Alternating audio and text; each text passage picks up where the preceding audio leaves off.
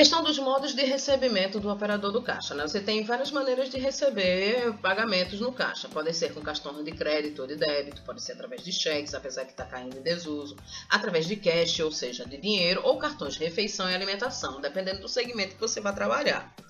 Então, para receber esse pagamento, obviamente é um momento crítico, um momento importante na empresa, você deve, obviamente, manter a ética e a postura profissional, mas deve estar atento a algumas coisas que são muito importantes, principalmente na questão do troco e na questão de alguns golpes que podem ser aplicados. Ao longo desses slides, vocês vão ver a maneira correta de trabalhar, mas também os golpes mais comuns, né, que são usuais nesses momentos, tá certo? Então, você não pode deixar de observar a eficácia do seu atendimento e não pode alegar que, por exemplo, a nota que foi entregue para o pagamento, você não teve tempo de olhar. Então, o atendimento tem que ser muito criterioso. Então, você tem que separar os documentos por tipo de pagamento. Então, você separa esses comprovantes para facilitar o processo até de fechamento de caixa. Você vai ter comprovantes de cartão de crédito, cartão de débito, de ticket, de cheque à vista, de cheque pré-datado. Todos os comprovantes eles têm que ser separados também por bandeira. Se utiliza TEF, TEF é a transferência eletrônica de recursos e o sistema de gestão é mais fácil, porque você pode conciliar automaticamente, né, as bandeiras com as taxas, lançamentos, então isso é muito importante. Os tipos de cartão que são recebidos: Mastercard, Visa e Elo. Também tem o Banco em Compras, aqui em Pernambuco não é muito comum, mas na região sul isso é muito comum, né, para débito. E o cartão de crédito tem American Express, Hipercar, o Hiper, o Diners Club, tem o Cabal também, que é um que está chegando agora, e tem, obviamente, Mastercard, Visa e Elo, que a gente já conhece, né? Que é um cartão múltiplo, ele serve tanto para crédito como para débito. Deve observar nesse cartão se ele tem a tarja magnética, se ele possui o chip e se ele tem código de segurança no verso.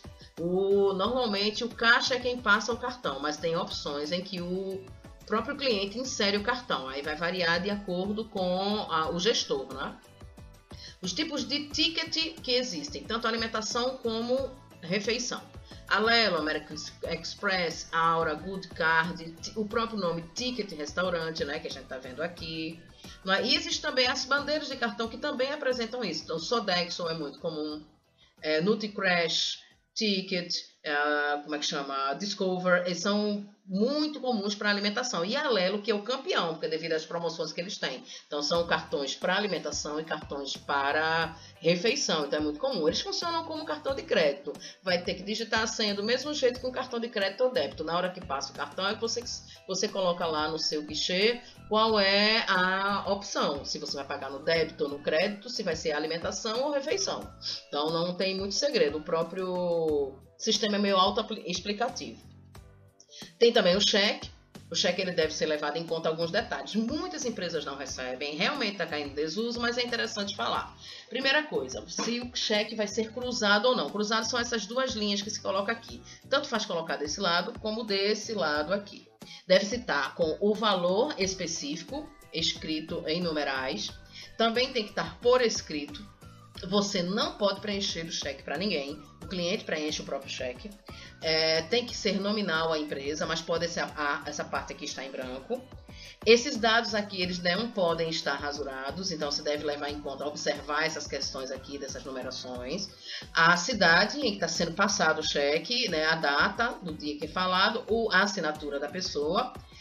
E deve também olhar se a assinatura da pessoa bate com o CPF e com o nome que está impresso aqui. E se tem as especificações de banco, endereço, qual é a comarca, qual é a unidade federativa, porque isso é muito importante para evitar falsificações.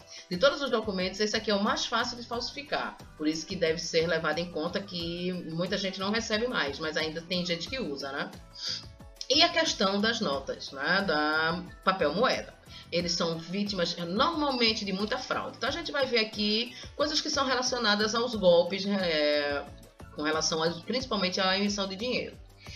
O governo federal, desde 2010, ele lança um manual, que vocês estão vendo aí, mostrando quais são as características de cada nota. Cada um de vocês deve ter, em princípio, para quando for operador de caixa, conhecer essas notas, todos os detalhes que elas possuem, para evitar falsificações, conhecer quais são os animais que se relacionam com as respectivas notas. Então, você está vendo aqui, né, a nota de R$2 tem a tartaruga, a de 5 tem a garça, A de 10 tem a arara e assim sucessivamente, né? O mico-leão dourado, porque a nota é dourada, a onça e o peixe. Então você deve saber essas relações dos animais e as notas para evitar falsificações. Tem alguns itens de segurança, como por exemplo o fio de segurança, tem que sentir a nota, esfregar a nota na ponta dos dedos para sentir o alto relevo. Né? Existe um número escondido na nota e também tem os elementos fluorescentes, que quando passa-se na máquina você observa sair. Então essas notas elas têm os elementos que devem ser levados em conta. Esse aqui é o verso do panfleto do Banco Central do Brasil. Todo funcionário de caixa deve levar isso em conta. Tem também a questão do numeral aqui no canto da nota, em que ele muda de cor, que a gente chama de furta-cor, à medida que a gente mexe a nota em relação à luz, certo? O azul muda para verde, é importante levar isso em conta, porque se você receber uma nota falsa, possivelmente o dono do estabelecimento vai querer descontar do seu pagamento. Então, essas notas elas têm elementos, como eu já tinha mostrado, até em outros slides, em outras aulas vocês viram isso, né? Já deve ser levado em conta. Né? Tem toda uma série de coisas que devem ser observadas. E também tem que levar em conta a marca d'água. A gente tem uma aproximação aqui, ó, dá para ver, que é a esfinge, né, do Brasil. Ela deve ser levada em conta, deve se observar contra a luz, é muito importante para ver a autenticidade da nota. Né? E quando se coloca no teste da nota, que é onde coloca a luz ultravioleta, alguns elementos da nota que estão escondidos se ressaltam. Que elementos?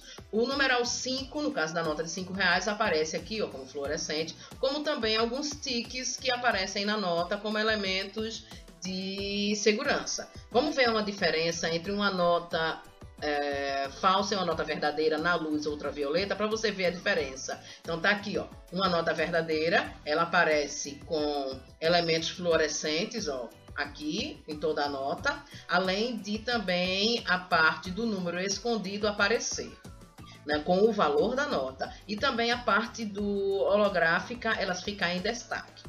Na nota falsa, não há esse destaque nem das linhas fluorescentes, nem do número escondido, numeral 50, muito menos da linha holográfica que vem contida na nota. Todos esses são elementos muito importantes para evitar perdas, golpes, roubos